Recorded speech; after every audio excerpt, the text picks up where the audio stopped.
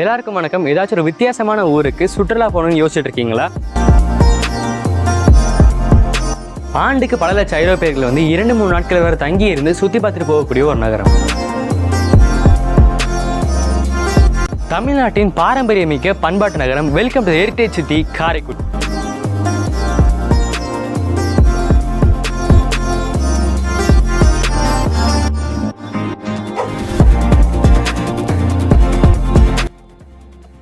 இங்கே காரைக்குடியில் பல செடிநாடு வீடுகள் இந்த மாதிரி தான் பிரம்மாண்டமாக இருக்கும். அதுலேயும் Athangudi palace and Kanadukathan palace தான் இருக்கிறதுலே ரொம்ப புகழ் பெற்றது. அதுலேயும் 2-3 வீடுகளில் மட்டும்தான் நம்ம உள்ளே போய் பார்க்குறதுக்கு அனுமதிக்கிறாங்க. அது ஒவ்வொரு வீடுகளுமே 30 அறைகளும் 2 முற்றங்களும் கொண்ட மிகப்பெரிய வீடுகள் பூட்டி கிடக்குது.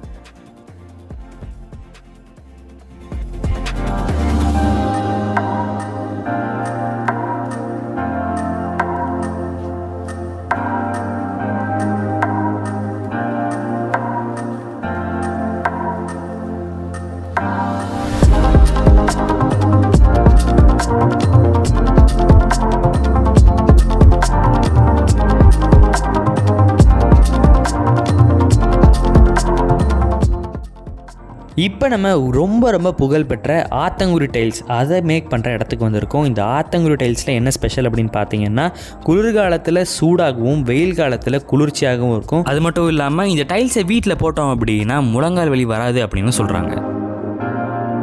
உலகின் முதல் விநாயகர் கோயில் பிள்ளையார்பட்டி.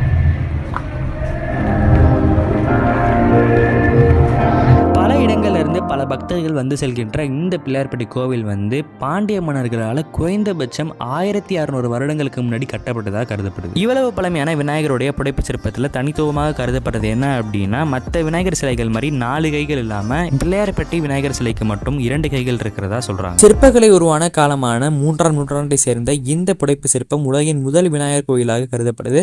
புராண கதைகள் உருவாறதுக்கு முன்னாடியே இந்த விநாயகர் சிலை உருவாக்கப்பட்டதால இந்த சிலைக்கு யானை தலையும் மனித உடலும் இல்லாமல் ஒரு யானையை அமர்த்தி வைத்திருப்பது போலவே இருக்கும். அதனால புனைக்கதை இல்லாத வழக்கத்தில் உள்ள முதல் வழிபாட்டு தெய்வம், அதாவது ஒரிஜினல் விநாயகர் சிலையை நம்ம இங்கே பார்க்கலாம். இங்கே பிள்ளையார்பட்டி கோயிலுக்கு வெளியவே பல கடைகள் இருக்கும். அது ரொம்ப முக்கியமானது ஆத்தங்குடி கூடைகள். அது கையிலே பின்னப்பட்டதுன்றனால ரொம்ப ஸ்பெஷலானது. ஒரு செட்டுக்கு 5 கூட நம்ம இருக்கும். மறக்காம வாங்கிட்டு போங்க. இப்போ நம்ம குன்றக்குடியில் இருக்கோம். மேலே இருக்கிறது முருகர் டெம்பிள், கீழே இருக்கிறது கேவ் டெம்பிள். இது 3ஆம் நூற்றாண்டிலே கட்டப்பட்டது.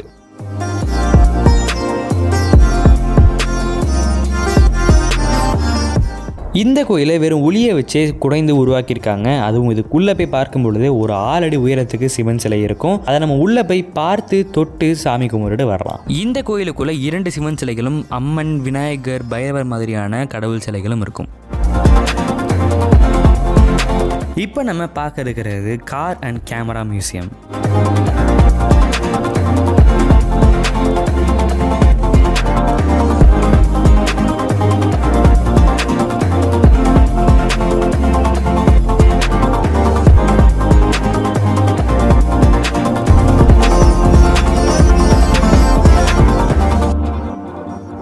இங்க இருக்கிற எல்லாமே ஒரு தனி மனிதர் அவரோட ஹாபிக்காக சேர்த்து வச்சது.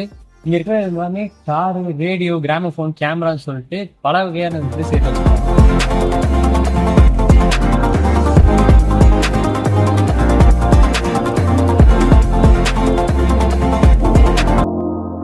இது காரைக்குடியிலிருந்து கானாடு காத்தான் போகிற வழியில் பள்ளத்தூர் அப்படிங்கிற ஊரில் இருக்கக்கூடிய சோலையாண்டவர் கோயில். இந்த கோயிலுடைய ஸ்பெஷாலிட்டியே 100கணக்கான மண் குதிரைகள் தான். இது அனைத்துமே சாமிக்காக மக்களால் வைக்கப்பட்டது. உலகம் முழுக்க இருந்து ஃபாரினர்ஸ் யார் வந்தாலுமே இந்த மண் குதிரைகளுக்காகவே இந்த கோயிலை மறக்காமல் பார்த்துட்டு போவாங்க.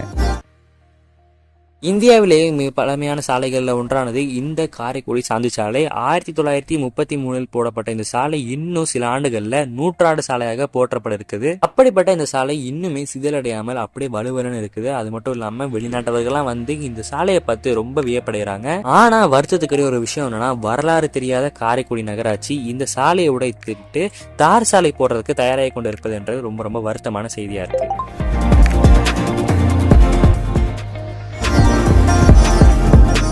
முறுக்கு அதிரசம் மாதிரியான பலகாரங்கள் உருவானதே காரைக்குடி தான் அப்படின்னு சொல்கிறாங்க. அந்த பலகாரம் செய்கிறத பல இடங்களில் குடிசை தொழில் மாதிரி செஞ்சுட்டு வராங்க. இனிமேல் நீங்கள் காரைக்குடியில் வாங்கிக்கலாம். நீங்கள் பார்த்துட்டு இருக்கிற மண்பாண்டங்கள் அனைத்துமே சிவகங்கை மாவட்டத்தில் உள்ள மானாமதுரை அப்படிங்கிற ஊரில் செய்யப்பட்டது. அந்த மானாமதுரை மண்பாண்டங்கள் அனைத்தையுமே நீங்கள் காரைக்குடியில் வாங்கிக்கலாம்.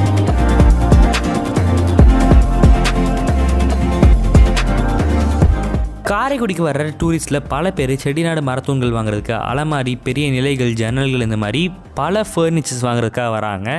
அது மட்டும் இல்லாமல் செட்டிநாடு ஃபர்னிச்சர்ஸ் பல இடங்களுக்கு எக்ஸ்போர்ட் செய்யவும் படுது.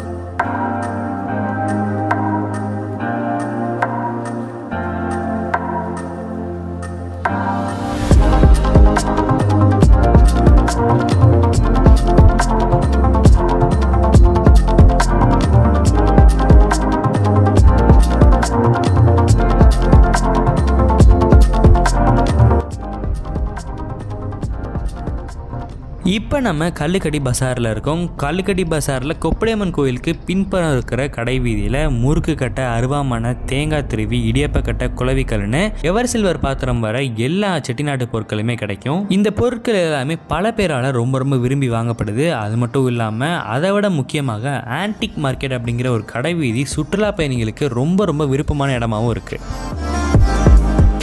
காரைக்குடியில் செட்டிநாடு காட்டன் கைத்தறி சேலைகள் ரொம்ப ஃபேமஸ் ஆனது. அது சில இடங்களில் வீட்டு தொழில் மாதிரி செஞ்சுட்டு வராங்க. இந்த மாதிரி வீவர்ஸ் காலனிக்கெலாம் நம்ம போகும்பொழுது கைத்தறி சேலைகள் நெய்கிறத நம்ம நேரிலே பார்க்க முடியும்.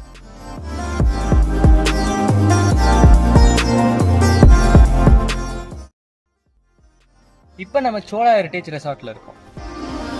சோழா ஹெரிட்டேஜ் ரிசார்ட்டை பற்றி பல யூடியூபர்ஸ் அவங்களோட பேஜில் அப்லோட் பண்ணியிருக்காங்க. அது மட்டும் இல்லாமல் சோழா ஹெரிட்டேஜில் யூடியூபர்ஸ்க்கு ஃப்ரீயாக ரூம் ப்ரொவைட் பண்ணுறாங்க. அது மூலமாக அவங்க ஃபோட்டோஸ் அண்ட் வீடியோஸ் எடுத்துக்கலாம்.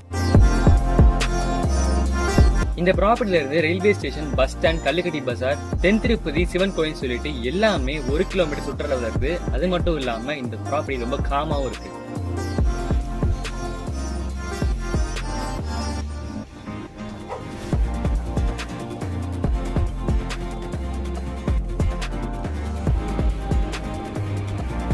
இங்கே தங்குறவங்களுக்கு ஒரு டூர் கைடும், அது மட்டும் இல்லாமல் ஒரு டூர் மேப் தராங்க. அது போக இங்கே ட்ரெயினில் வரவங்களுக்கு இங்கே சுற்றுலா வசதி, கார் வசதி இந்த மாதிரி எல்லாமே அரேஞ்ச் பண்ணி தராங்க.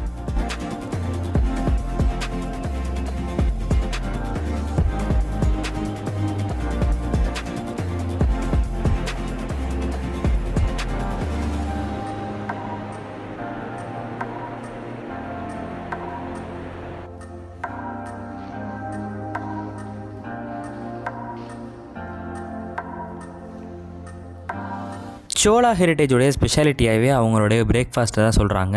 இங்கே குழிப்பணியாரம், சேமியா, ராகி ரொட்டி, கேழ்வரகு கூழ், கவினி அரிசி கஞ்சி, புட்டு, பருப்பு வடை, அடதோசைன்னு சொல்லிட்டு பல செட்டிநாடு பாரம்பரிய உணவுகளை கொடுக்குறாங்க.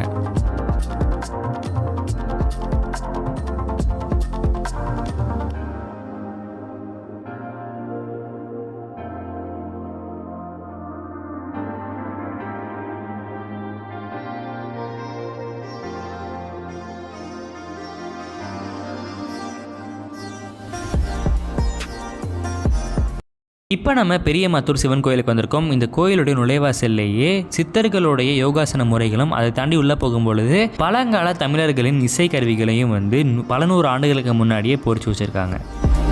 இங்கே பார்த்தீங்கன்னா உங்களுக்கு தெரியும், ஒரே கல்லில் ஒரு பெரிய தூணும் அதை ஒட்டியே முருகர் சிற்பமும் செதுக்கப்பட்டிருக்குது. இது வந்து மிக அருமையான சிற்பக்கலையாக கருதப்படுறதுனால இது அரசு பாதுகாத்துட்டு வராங்க. அது போக நம்ம உள்ளே போகும்பொழுது பார்த்தீங்கன்னா நந்தி வந்து 4 சிம்ம சிலைகளுக்கு மேலே அமர்ந்திருக்கிற மாதிரி இருக்கும். அதையும் இங்கே வந்து ஸ்பெஷலாக கருதுறாங்க. அது மட்டும் இல்லாமல் இந்த கோயிலில் இருக்கக்கூடிய ஒவ்வொரு தூண்கள்லையுமே சிம்ம சிற்பங்கள் இருக்கும். அதையும் இந்த கோயிலில் ரொம்ப ஸ்பெஷலாக கருதுறாங்க. இந்த பெரியமத்தூர் சிவன் கோயில் வந்து கொங்கண சித்தர் அப்படிங்கிற சித்தரால் உருவாக்கப்பட்டது. அதற்கான கதையுமே வெளில வரைபடமாக வரைஞ்சிருப்பாங்க. அது மட்டும் இல்லாமல் 27 நட்சத்திரங்களில் ஒவ்வொரு நட்சத்திரத்துக்கும் அந்த நட்சத்திரத்தை குறிக்கிற மாதிரி ஒரு மரம் வந்து நடப்பட்டிருக்குது. அது மட்டும் இல்லாமல் காரைக்குடியிலிருந்து தான் கோவிலூர் கோவில் ஃபாரினர்ஸ் ரொம்ப விரும்பி பார்க்கக்கூடிய ஒரு இடம். அது மட்டும் இல்லாமல் 1000 கால் மண்டபமுடைய சிற்பக்கலைக்கு எடுத்துக்காட்டாக இருக்கக்கூடிய குடுமியான் மலைக்கும் காரைக்குடியிலிருந்து தான் போக முடியும். திருவாசகத்தை இயற்றிய மாணிக்க வாசகரால் உருவாக்கப்பட்ட அறிவியல் நிறைந்த ஆவுடையார் கோயிலுக்கும் இங்கேருந்து தான் போகணும்.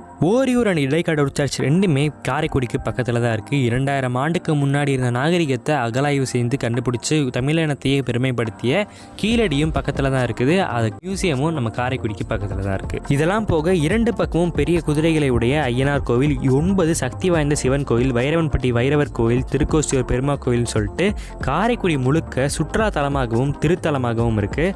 அதனால் நீங்கள் எல்லாரும் இங்கே வந்து சுற்றி பார்த்துட்டு போங்க. இங்கே காரைக்குடியில் சுற்றுலா சம்மந்தமாக எந்த ஒரு உதவியாக இருந்தாலும் மக்கள் மன்றம் அப்படிங்கிற அமைப்பு உங்களுக்கு உதவி செய்ய தயாராக இருக்கிறாங்க. அவங்களோட தொலைபேசி எண்ணை நான் இங்கே ஸ்க்ரீனில் போட்டிருக்கேன். மீண்டும் சந்திப்போம். நன்றி.